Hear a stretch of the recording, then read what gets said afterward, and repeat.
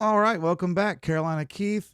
I want to transition a little bit into what we were going to talk about, but first I want to dip into a little bit more psychology real quick. It's important to understand some of the nomenclature and terms that you're going to be hearing when I'm talking about this stuff. It sounds a little confusing at first, but once you do it a little bit, you kind of get used to it. And I like to use some metaphors sometimes to kind of tie it in together and make it a little easier to understand. So bear with me. I want to show you a couple of those now, okay? Next, please understand that I know you're a regular person just like me. You may not have time to sit and do this constantly. You're watching this to learn, but again, you don't have unlimited amounts of time. So I want you to understand you really only have to do 15, 20 minutes a day of this stuff. You really don't have to go hardcore with it. For the most part, you can look once or twice a day very quickly and kind of be on your way and make a decision within that first 5 to 10, maybe 15 minutes and come up with a pretty good plan, all right? You don't have to spend hours and hours and hours doing this. You can, like me, if you want to be a pro at it, but you don't have to be a pro to do really well. So I want you to balance your time with this as you do it. Don't go too far down the rabbit hole, okay? You don't need to. You can pretty much lock yourself in to a couple minutes a day and do really well.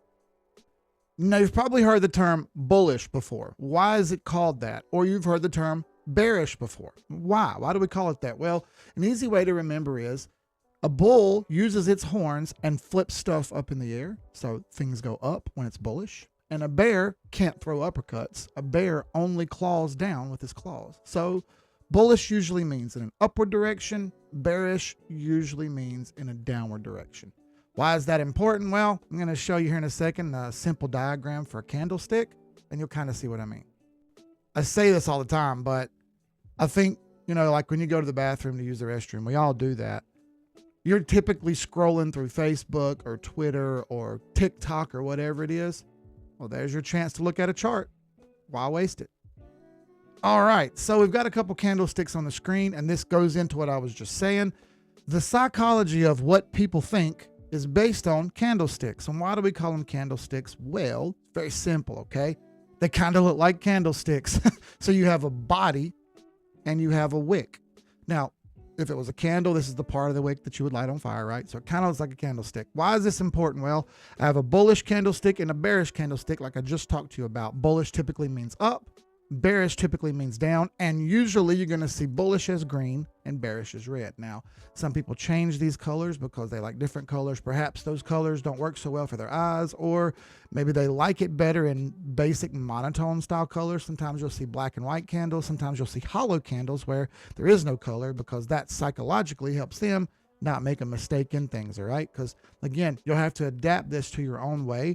But you'll find that the simplest way you can do it is usually the best. All right. So candlesticks are important because they show us a lot of cool stuff. They show us when the market opens, when it closes, and what happens in between. As a candle opens, the day starts. Right now, that's going to be at 7 p.m. Eastern time every single day for crypto, right? That's when the market stops. If it's stocks and equities, bonds, Forex, that's typically around 9:30 a.m. Eastern time. That's when the candle opens. All right. If it's a good day, the price will go up. Price goes up, and that creates a green candle. Now, throughout the day, for the first 5 minutes or 15 minutes, it may go down and then come back up. That creates a wick, or the wick on the bottom, or the low for the day. As the day goes up, it may do really well until 6 o'clock, or let's say it does really well till 11 o'clock in the afternoon, and then it starts to slow down a little bit. As it slows down a little bit, that creates a wick on the top. Okay, very neat. That's it. Once the day closes, bam, that candle has stopped, and we start a new candle the next day. This candle helps our psychology going in through the next day. We had a big bullish candle, okay? What did we do the day before that? Well, we would look. What did we do the day before that? We look. As we see this, we go, this thing is moving in a certain direction. I think I'll stick with it. Same way on the other side of the coin here. It opens here, it goes up a little bit, then it instantly starts to fail and fail and fail. And as it just fails more, it comes all the way down here, gets ready to close, pushes down a little bit, but right before close, comes back up and stops. That creates a wick on the top and a wick on the bottom. That's the basics of a candlestick, why they look the way they look, what they mean. Please understand that there are a ton of candlesticks and candlestick patterns. I'm not going to super harp on those. We're going to go over a couple basics here. Now I've got us a chart pulled up for the first time. We've talked about nothing but the psychology so far and the basics so far. Those foundational pieces help us understand what we're seeing on the chart better, all right? I'm on a monthly time frame. As you can see up here, I've got an M right there where it's highlighted. The little drop-down menu that we talked about before, you can pick your time frame. I put a star beside daily, weekly, and monthly. That's right. You can look at this chart one time per month and make a decision. Now, it's not optimal, right? But you can. So there are multiple candles on this chart, as you see.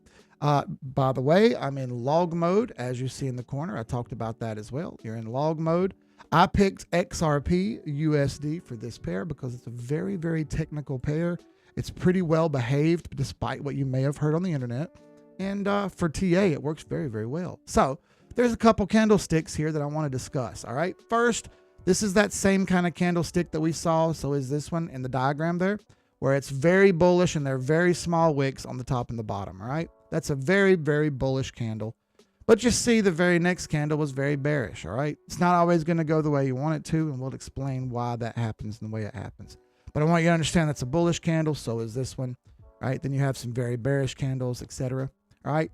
There's a couple other candles here that are important. This is called a doji. All right. It's called a doji because that's what people named it, first of all. But it typically means reversal. When you have a doji at the bottom of a run, like this one was, it typically means upward reversal. And then when you have a doji at the top, it typically means reversal back down. You could argue that this is a doji, or another one at the bottom here. We had a move up, right? That's a doji candle. Long wicks on the top and the bottom, very small candle body. That's what makes a doji candle, all right? Long wicks, top and bottom, and a small little body, and they typically mean reversal. On the concept of wicks, very important here, there are many types of candles, and those wicks can help us understand what's going on in the market a little bit, all right? As you see, this candle right here through a very large wick, all right? In fact, the wick is just as long as the candle body. When you see this, this is indicative of pressure. Now, I want to throw one of those metaphors at you. If you've ever watched a basketball game, the defender, when the ball is inbounded, the defender has a couple choices. Number one, he can guard his guy very tightly. He's taking a chance on that guy running around him. All right. So a lot of times the defender will back off a little bit and not put so much pressure on him. That way he can come up the court a little bit, but I'm not just going to instantly get beat by him running around me. All right. Then he could also just back way off and let the guy come all the way in. Well, the guy's probably going to immediately score a point. He doesn't want to do that. So we're applying pressure. The defender's going to apply pressure. That's exactly what you're seeing on this chart right here. This defender applied pressure, and he didn't allow that offensive player, because this is green, he didn't allow that offensive upward bullish player to have all the momentum. He pushed back a little bit, and that in turn eventually slowed things down. When you see long wicks on the top like this that are longer or as long as the body, and there's not very much on the bottom, there's a lot of sell pressure here, a lot of downward pressure. Be careful. Vice versa. This candle, a lot of bullish pressure. Yeah, this guy wasn't having it. The defense pushed real hard and the offense came right back, pushed even harder. That created a very large doji. Remember, at the bottom of a run, a large doji candle, and we have a big run up, a reversal up. You could also call this a hammer candle. Typically, hammer candles are bullish, right? And when they're inverted the other way, that's called an inverted hammer, kind of like what this is right here as well. That's considered bearish, all right? Remember, bullish is green, bearish is red. We like to take advantage of these wicks. I also want you to note that when you're doing this, sometimes these wicks aren't necessarily perfect. Exchange to exchange, they may be a little different. When you type in XRP, USD, you'll notice you have many pairs. Some wicks are different than others from exchange to exchange. Be mindful of that. They're not always going to be perfect, okay? Now, as this run has played out, just looking at a couple quick glances gives you an idea of what we were looking for, right? We had some bullish candles, but they immediately got bearish, some bullish, some bearish. And then we threw a big hammer, doji candle here, big run up. And as this run up happened, we started to do the same thing back here that we were doing back here. You can kind of see it kind of slowly started to tail off. Psychologically speaking, that's your sign to maybe sell some and get some profits. No TA needed here. Just some basics. You've seen it run up real hard. You've seen it start to slow down. You went ahead and said, hey, you know what? I think I'll get some off the table here, because if you don't follow rule number 4, I will. Remember that. Now I've stepped down to the weekly chart, and as you see, there's way more candles and way more noise. The really cool thing about stepping back and looking at the big high time frame is it takes away some of that noise sometimes that really gets confusing. All right. Now, obviously, it's much more efficient to use a lower time frame like the weekly or the daily chart to make your decisions. You'll save a lot off the bottom and on the top, taking profits and buying, if you use a lower time frame, right? We don't want to go too low. Like I said, don't invest too much time in this stuff. You want to manage your time well. And that's why I'll never go below daily for everything you see me do here. I'll never go below a daily chart. Each candle represents 1 week right now on the chart. I'll never go lower than what you see right here, which is the daily chart. I'll never go lower than this. Every candle is 1 day. Okay, very simple. All right, here you go. So daily chart, lowest I'll ever go. A couple examples of what we were looking at. Right here is a very nice bullish hammer candle. And as you see, there really wasn't much down after that. You got to move up. Now, obviously, the move up stopped. That's not so much the point. The point was you got the hammer candle, which is exactly what you were looking for, at the bottom, and you had to move up.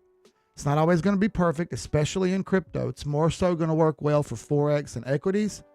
Just wanted to give you a quick example of that. And just the opposite here on a weekly chart. Look at this inverted hammer candle on the top of a run. Just the opposite of what we just saw. And look what happens. You had some sell pressure with this candle. You got a nice big bullish candle with some sell pressure on the top of it. Followed up by a bearish hammer candle, bearish meaning down. And bam, off she went to the races. Now, obviously, you had some buy pressure in here. Yeah, I didn't like that. It went down a little too far, too fast. And eventually swept right back up. That buy pressure was found, and it went right back up. Cool. So, more examples of the basic psychology of these candles. Now, I didn't do too much TA right there. I'm going to go a little farther on the next one. We'll slowly walk you through this.